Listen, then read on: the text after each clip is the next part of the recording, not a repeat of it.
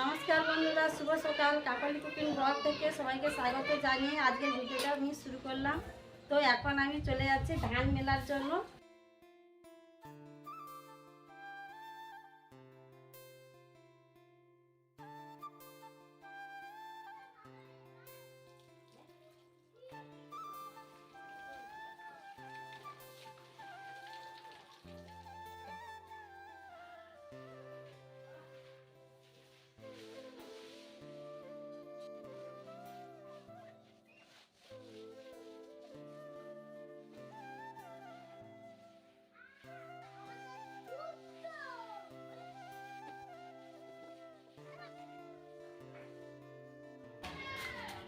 তো বন্ধুরা, আমার ধানগুলো সব মেলা হয়ে গেছে। তো দেখুন বন্ধুরা, হনুমানে তো গাছটা ভেঙে দিয়েছিল আর একটা কুঁড়ি হয়েছিল গাছে।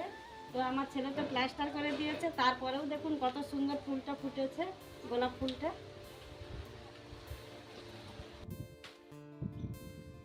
এবার মুড়ি খেতে চলে এসেছি। আমি আর আমার মেয়ে মুড়ি খাবো। তো প্রথমে চানাচুর নিয়ে নিচ্ছি।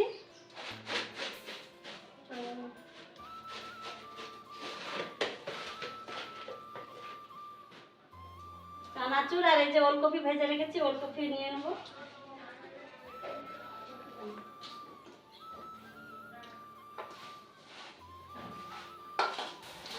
মা, আমাদের বাড়িতে কোনো শাক নেই খাওয়ার মতো? হ্যাঁ আছে, কড়াই শাক, মানে কড়াই ফেলেছিলাম। তো কড়াই শাক আছে, খাইনি, তুই আসবি বলেই রেখে দিয়েছি। তো খেয়ে নে, খেয়ে দিয়ে শাক তুলতে যাবো। তো বন্ধুরা, আমার মেয়ে বলছে শাক খাবে। তো বাড়িতে কড়াই শাক ফেলিয়েছি। কড়াই শাক একদিনও রান্না হয়নি। তো আজকে এই মুড়ি খেয়ে দিয়ে শাক তুলতে চলে যাবো আমরা। তো বন্ধুরা, আমাদের মুড়ি খাওয়া হয়ে গেছে। এখন আমরা চলে যাবো বাড়িতে শাক তোলার জন্য।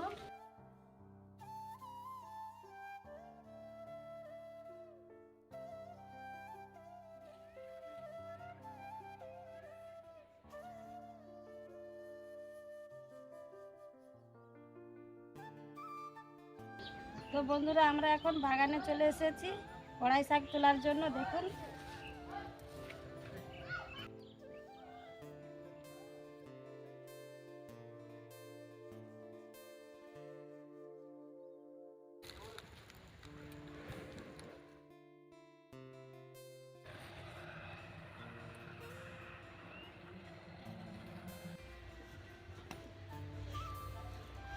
আমাদের শাক তোলা হয়ে গেছে। এবার আমরা বাড়ি চলে যাব।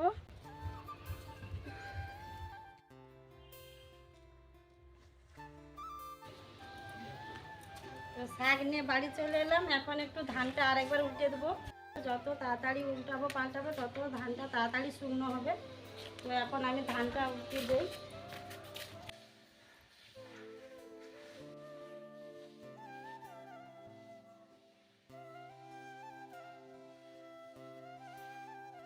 তো এইটা মুড়ির ধান, এটা শুকনো হতে একটু সময় লাগবে। ভাতের ধান হলে তাড়াতাড়ি শুকনো হয়ে যায়, আর মুড়ির ধানটা একটু সময় লাগে।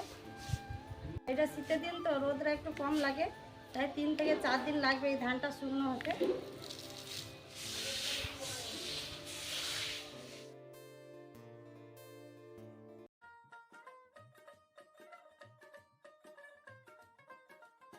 তো বন্ধুরা, আজকে একটা দারুণ রেসিপি নিয়ে চলে এলাম, তেলে ভাজা পিঠা। তো দেখুন তেলে ভাজা পিঠার জন্য আমি কি কি নিয়েছি। এইটা চাল গুঁড়ো, আর এই যে ময়দা, আর নারকেল কুচিয়ে নিয়েছি, আর লবণ, আর এই যে খেজুরের গুড় নিয়েছি।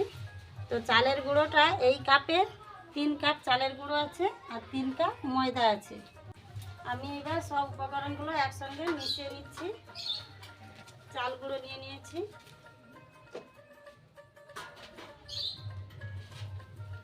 এবার ময়দা নিচ্ছি,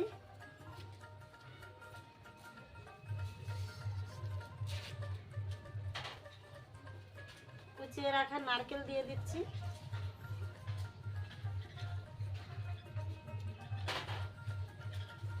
স্বাদ মতো লবণ, আর দিয়ে দেবো খেজুর গুড়। আমার সব উপকরণগুলো দেওয়া হয়ে গেছে। এবার আমি একসঙ্গে মাখিয়ে নেব।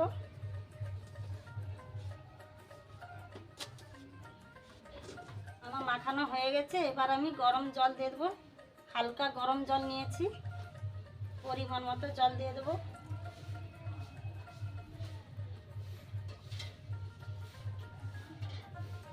আমি এইটার সাহায্যে ব্যাটারটা একটু ভালো করে ফেটিয়ে নিচ্ছি।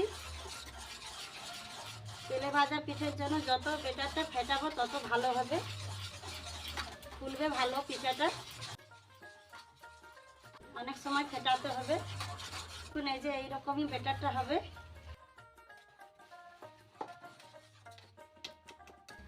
ভালো করে ফেটানো হয়ে গেছে, আমি এবার আধ ঘন্টা এটা রেস্টে রাখবো। তো বন্ধুরা আধ ঘন্টা হয়ে গেছে, এবার চলে এসেছি আমি পিঠে করার জন্য। আরও একবার ফেটিয়ে নিচ্ছি। ফেটানো হয়ে গেছে, এবার আমি উনুনটা ধরিয়ে দেবো। উনুনটা জ্বালিয়ে দিয়েছি, এবার আমি কড়াটা তুলে দেবো। আমার কড়াটা গরম হয়ে গেছে, এবার আমি তেল দিয়ে দেবো। তেল গরম হয়ে গেছে, এবার আমি একটা এই যে হাতা নিয়েছি, এই হাতার সাহায্যে দিয়ে দেবো।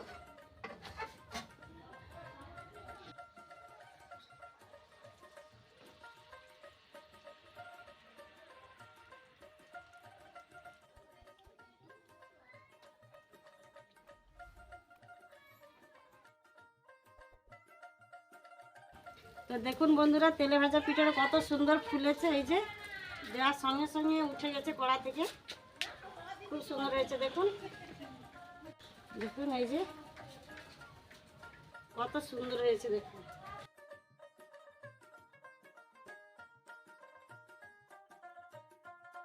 তো বন্ধুরা দেখুন এইটা কত সুন্দর হয়েছে, একদম লুচির মতো ফুলেছে। দেখুন, কেউ বলবে এইটা ভাজা পিঠে, সবাই বলবে লুচি। তো বন্ধুরা দেখুন আমার সব তেলে ভাজা পিঠাগুলো হয়ে গেছে, এবার নামিয়ে নিচ্ছি।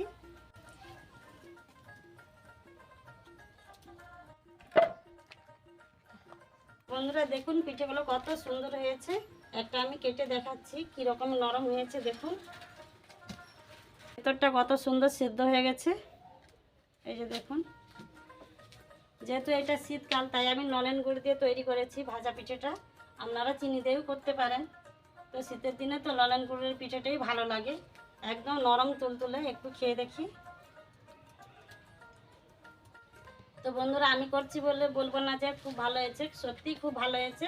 দেখতেও যেমন সুন্দর, খেতেও কিন্তু খুবই সুন্দর লাগছে। তো বন্ধুরা আমার এই তেলে ভাজা পিঠা রেসিপিটা যদি ভালো লেগে থাকে প্লিজ লাইক করবেন, শেয়ার করবেন, সাবস্ক্রাইব করবেন, আমার পাশে থাকবেন। তো আজকের মতো ভিডিওটা আমি এখানেই শেষ করলাম। পরবর্তী ভিডিও নিয়ে খুব তাড়াতাড়ি ফিরে আসছি।